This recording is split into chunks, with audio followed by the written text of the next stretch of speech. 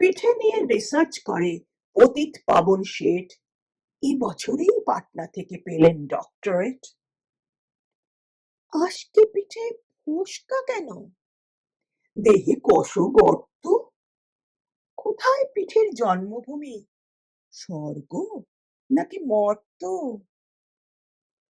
পাটিসাপটা নামটাকে কে করলো আবিষ্কার?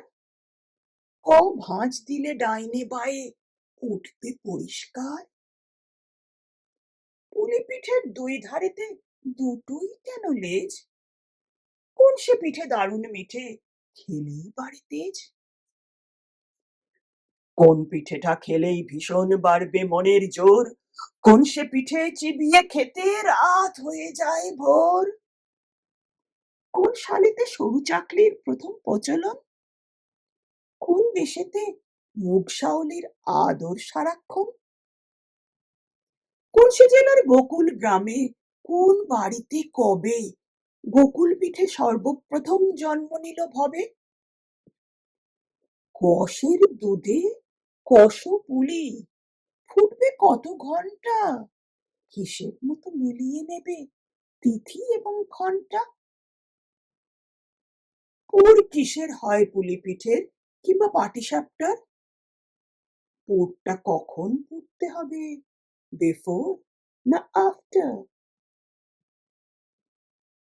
পৌষ পার্বণ উৎসবটার কোন সালেতে শুরু? সর্বপ্রথম বাউনি বাঁধেন বিখ্যাত কোন গুরু? ভাজা ভিজে শুকনো সরস পিঠের কষ জাত। ঝালপুলি আর মিষ্টি পুলির মধ্যে কি তফাৎ? হাজার পিঠের হাজার নিয়ম, হাজার রকম স্বাদ। একটু এদিক ওদিক হলেই সবকিছু বরবাদ।